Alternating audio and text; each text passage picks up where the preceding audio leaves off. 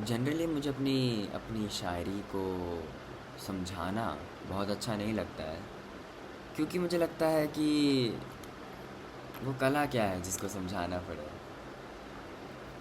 कला तो महसूस करने की चीज़ है ना, समझने की थोड़ा ना है। लेकिन इसमें कुछ अलग बात है। इसमें मतलब ये समझने लायक बात है, ठीक है। इसको इसको समझना भी एक कला है। तो जो आप बैठे हैं सामने, जो भी हैं आप, आपका कलाकार होना भी उतना ही ज़रूरी है जितना मेरी कला का है लिखने समय, ठीक है। तो ये जो एक शायरी है, इस ये अलग शायरी है। इसको इसको समझना चाहिए, इसको समझना चाहिए। तो पहले शुरू करते हैं मेरा अभी तक का जो मैंने बेस्ट लिखा है, आई बिलीव सबसे सबसे बेहतरीन। उस मैं कहता हूँ दो चीज़ें हैं, दो तीन चीज़ें हैं। नैन सुहागन, नैन सुहागन, मैं बैरागन, रुकी थमी तेरी ओर। नैन सुहागन मतलब मेरे जो नैन हैं, मेरी जो आंखें हैं, वो तुमसे शादी कर चुकी हैं, तुमसे सुहागन हो चुकी हैं, तुमसे ख्वाब बिठाए बैठी हैं। मैं बैरागन, परंतु मुझे कोई उम्मीद नहीं है तुम्हारे आने की। मुझे मुझे कोई आस नहीं है, कोई इंतज़ार नहीं है, कोई लगाव नहीं है तुम्हारे आने का। मेरा इश्क लगाव से परे है। मेरा इश्क किसी रिश्ते से परे है। मेरा इश्क इस दुनिया से परे है। मेरा इश्क रूह वाला इश्क है, रूहानी इश्क है। और बढ़ी चली तेरी ओर मतलब अब मैं कोशिश नहीं कर रहा हूँ तुम्हें ढूंढने की। अब अब मुझे कोई आस नहीं है, मुझे जो पाना था सब मिला हुआ है। मैं चाहे फ़कीर हूँ, परंतु मैं एक खुश फ़कीर हूँ। नैन सुहागन, मैं बैरागन, रुकी थमी तेरी ओर। और दूसरा है, तेरा नाम लिया हाफिज़ हो गया ना। हाफिज़ का जो जो मतलब होता है, हाफिज़ मतलब एक ऐसा शख्स जिसको पूरी कुरान मतलब जहन से रटी हुई हो, उनके जहन में पूरी कुरान हो, उनकी ज़ुबान पे पूरी कुरान हो। और हम कुरान को किसी किसी महबूब के नाम के के बराबर रखते हैं, कि हम कह रहे हैं कि मेरा महबूब ही मेरा खुदा है और उसका नाम ही मेरी कुरान है। और मैं हूँ एक एक एक काफिराना इश्क करने वाला शख्स। काफिराना इश्क मतलब अगर मैंने किसी को किसी शख्स को खुदा मान लिया है, तो अब मैं ऊपर बैठे हुए खुदा का क्या, अब तो यही मेरा खुदा है। तो मैं काफिर भी हो गया, लेकिन मैं मतलब रूहानी तौर पर बताऊँ तो मैं काफ़ी बड़ी इबादत में भी हूँ। तो आ, हाँ। तो अभी अब जो मैं आपके साथ साझा करने वाला हूँ, ये है एक ये इस बारे में है कि एक शख्स है और उसकी जो मह उन उसकी जो महबूब हैं, उनके बहुत सारे महबूब हैं। मतलब जैसे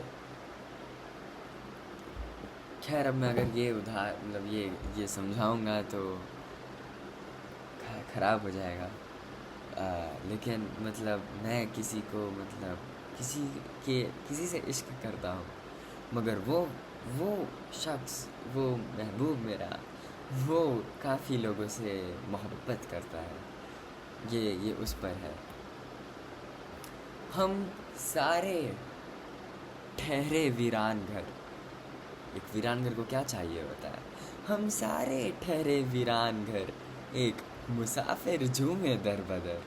वो देखिएगा, एक मुसाफिर को भी एक घर की तलाश होती है और एक वीरान घर को एक मुसाफिर की तलाश होती है।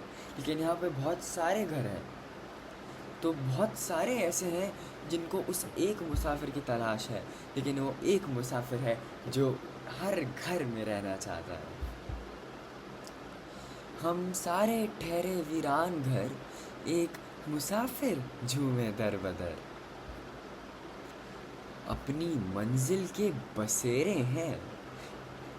तो ये जो मुसाफिर है, ये हर घर की मंजिल है, मगर ये हर घर में बहुत देर तक रुक नहीं रहा है। ये बदले जा रहा है अपना घर, ये अपना ठिकाना बदला जा रहा है, ये अपना अपना बिसारा रैन बिसारा बदले जा रहा है। तो इसका तो यही मतलब हुआ ना कि ये जो घर हैं ये इसके बसेरे हैं, और ये जो मुसाफिर है ये उस घर की मंजिल है। तो अपनी मंजिल के बसेरे हैं। हम सारे ठहरे वीरान घर, एक मुसाफिर झूमे दर बदर। अपनी मंजिल के बसेरे हैं। हर तारा चाहता है कमर, हर तारा चाहता है कमर। अभी गौर कीजिएगा, ये हमने 2 बार बोला है। पहले हर तारा चाहता है कमर का मतलब है, अर्थ है कि हर तारा, मतलब हर सितारे की चाहत है कि कमर उसके पास हो, क्योंकि सितारे बहुत सारे हैं लेकिन कमर तो एक ही है ना। तो हर तारा चाहता है कमर, हर सितारे की आस है कि कमर मेरा हो, कमर मेरा हो, सब चाहते हैं। लेकिन वो जो कमर है वो भी चाहता है हर तारा उसका हो। हर तारा, एक नहीं, हर तारे को एक कमर चाहिए, एक कमर को सारे तारे चाहिए। हर तारा चाहता है कमर।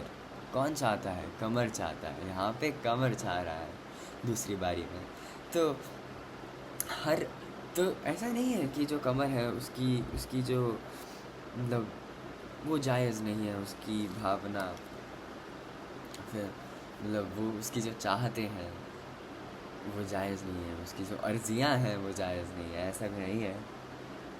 बस मोहब्बत करना गलत नहीं होता, इश्क करना सही नहीं होता, ऐसा कुछ नहीं है।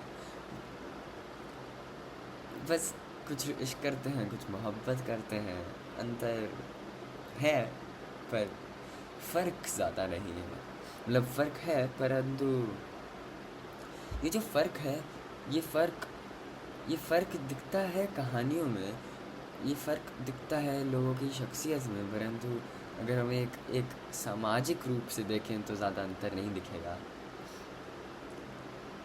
सिर्फ वास्तविकता का फ़र्क है। मतलब एक है किसी फूल की गंध, अगर मैं मोहब्बत कहूँ, गंध नहीं, सुगंध, कोई खुशबू है मोहब्बत, तो वो फूल इश्क होगा। अगर अगर अगर कोई चाँद है इश्क, तो चाँदनी है मोहब्बत।